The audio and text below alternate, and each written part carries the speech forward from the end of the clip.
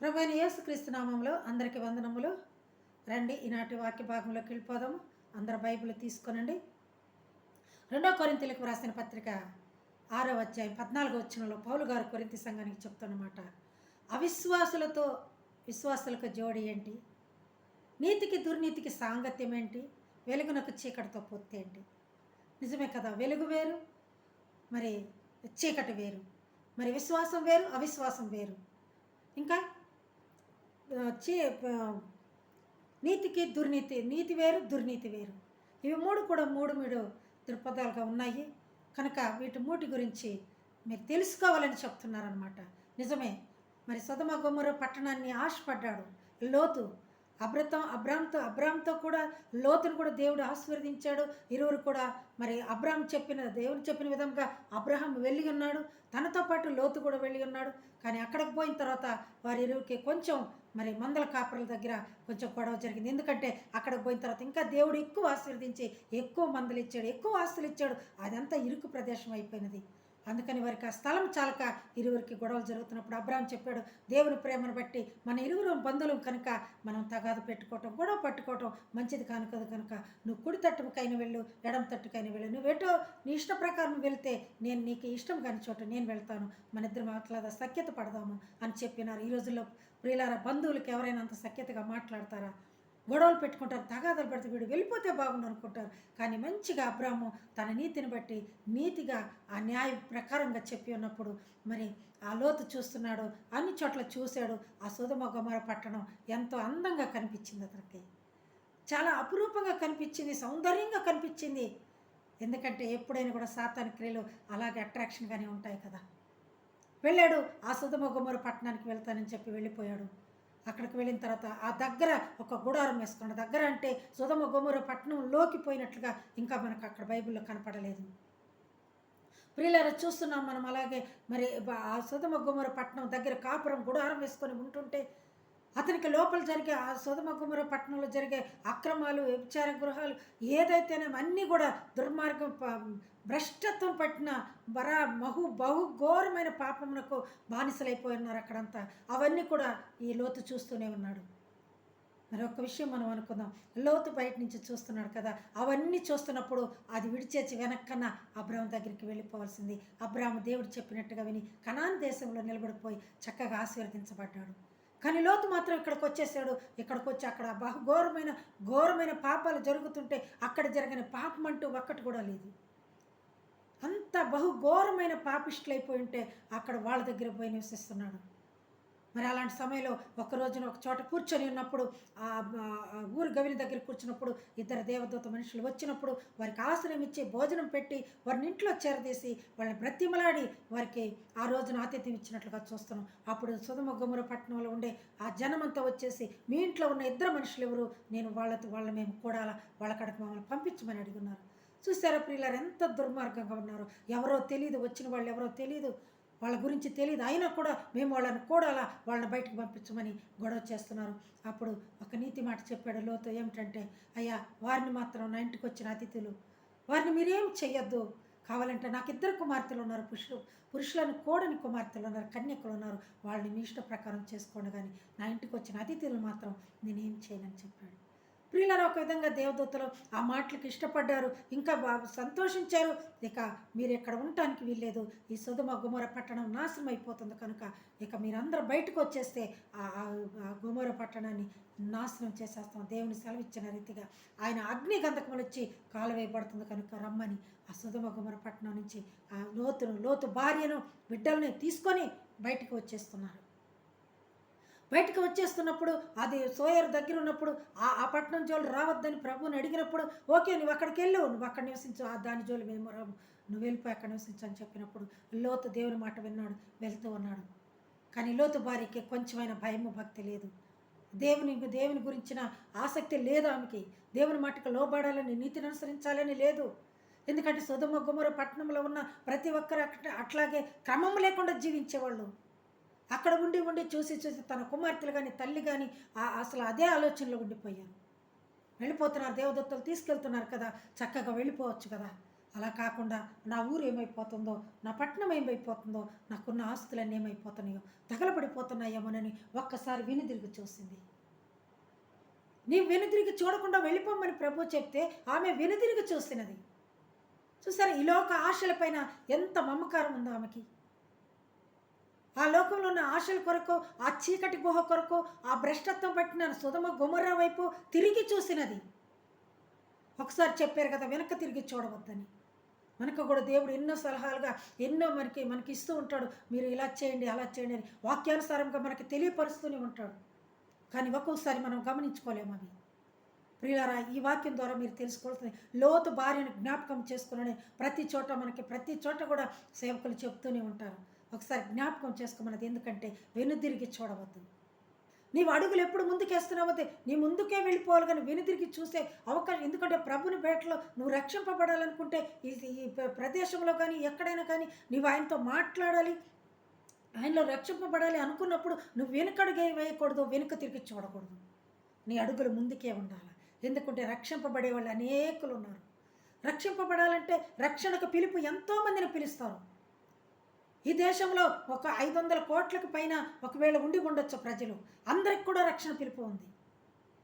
కానీ సేవకు మాత్రం కొంతమందికే ఉంటుంది. సేవకులకు పిలుపు కొంతమందికే ఉంటుంది, నువ్వు సేవ చేయమని. అందుకని ఆ పిలుపు కొరకు మనం ఎదురు చూడాలంటే ముందుగానే నడిచి వెళ్ళాలి, కానీ వెనుతిరిగి చూడకూడదు. ప్రియులారా, చూసారా, లోతు భార్య ఆశపడ్డది.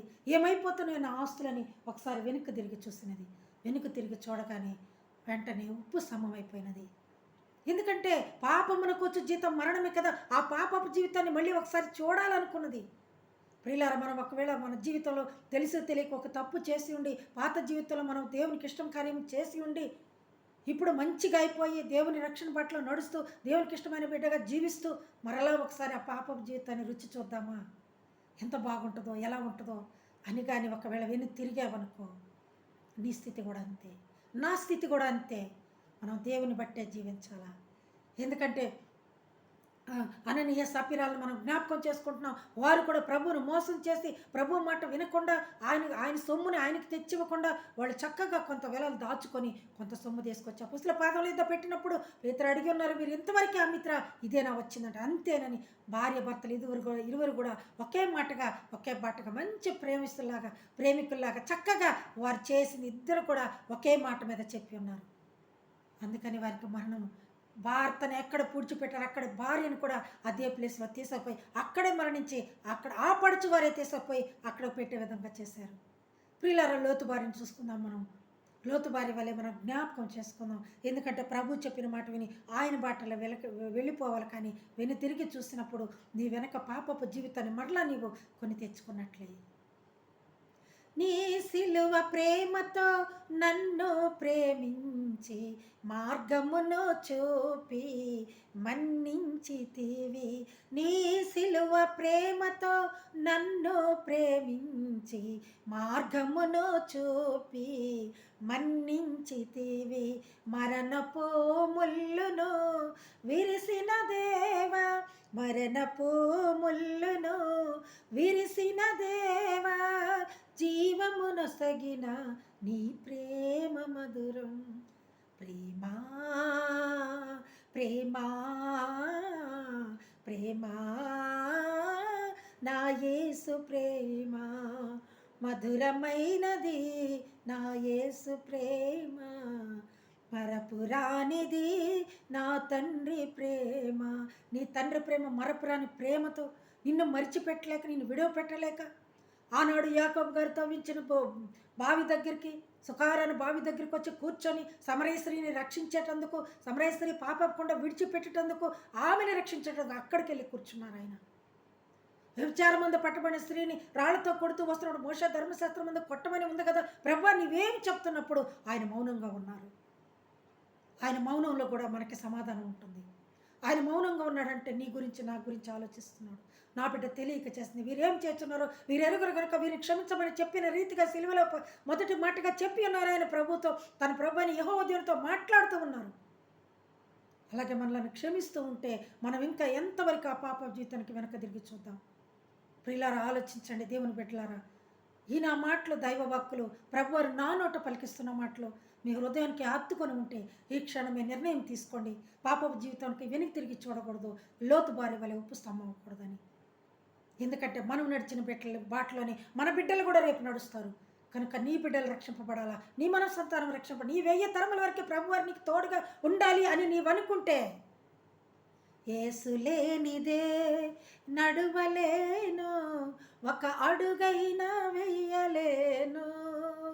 యేసు లేనిదే నడువలేను, ఒక అడుగైనా వెయ్యలేను.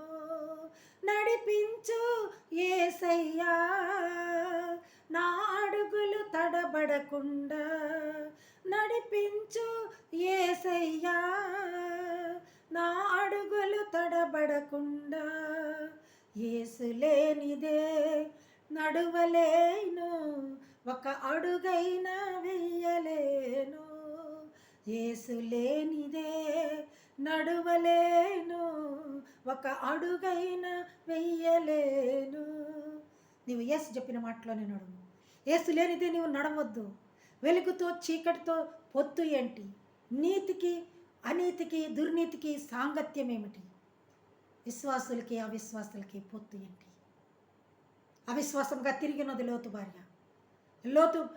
లోతు బిడ్డలు కూడా తండ్రి ఆ సొదొమ గొమొర్రా పట్టణంలో పెరిగి అక్కడ అలవాట్లు అవలంబించి, ఎందుకంటే బాలుడు నడవలసిన త్రోవను వాడికి నేర్పించము, వాడు పెద్దవాడైనప్పటికీ తొలగిపోడు. కానీ ఈ పిల్లలు అక్కడే ఉండి పుట్టినప్పటి నుంచి అక్కడ క్రమము, అక్కడ అన్ని అలవాట్లు చూసి ఆ కల్చర్కి అలవాటు పడిపోయి ఆ బిడ్డలు కూడా పాపం చేసినట్లుగానే మనకు బైబిల్లో చూస్తున్నాం. ప్రియులారా, మన బిడ్డలు కూడా క్షేమంగా ఉండాలంటే మనం మంచి బాటలో నడవాలా. ఇప్పటి నుంచే చిన్నపిల్లలప్పటి నుంచి కూడా వారికి వాక్యం చెప్తుండాలా, బైబిల్ నేర్పిస్తుండాలా, దేవుని గురించి తెలియపరుస్తూ, ముఖ్యంగా యేసు ప్రభు వారి గురించి తెలియపరుస్తూ ఉండాలి పిల్లలకి. లోతు భార్యను జ్ఞాపకం చేసుకున్నాడని మనకి ప్రతి చోట ప్రతి దేవుని సేవకుల నోట ఈ మాట వస్తూనే ఉంది. బైబిల్ ప్రబోధించే ప్రతి ఒక్కరి నోట వస్తూనే ఉంది. కనుక లోతు భార్యను జ్ఞాపకం చేసుకొని ఈరోజు నిర్ణయం తీసుకుందాం. పాపపు జీవితానికి వెనుతిరిగి చూడకుండా అవిశ్వాసులకి విశ్వాసులతో జోడి ఏంటి? దుర్నీతికి నీతికి సాంగత్యం ఏంటి? చీకటికి వెలుగునికి పొత్తు ఏంటి? నిజమే కదా, మనం వెలుగు సంబంధంలో కనుక వెలుగును నడుచుకున్నాం. వెలుగు చూద్దాం. సొదొమ గొమొర్రా పట్టణాన్ని అగ్నిగంధకంలో రాల్పించి, ఆకాశం నుండి అగ్నిగంధకంలో రప్పించి మొత్తాన్ని కాల్చి బూడిద చేసేసాడు. పొగ్గలు వెళ్ళిపోతున్నాయంట. ఒకవేళ మనం కూడా అక్కడే ఉంటే, దేవుని మాట విని బయటికి రాకుండా ఉంటే, లోతు కూడా అదే పరిస్థితిలో మంటలో మాడి మసి అయిపోయేవాడు. కానీ దేవుని మాట విన్నాడు, వచ్చాడు. అలాగే మనం కూడా లోతు భార్య వలె దేవుని మాటను నిర్లక్ష్యం చేయకుండా మనం దేవుని మాట విందాము, దేవుని పొందాము. God bless you all.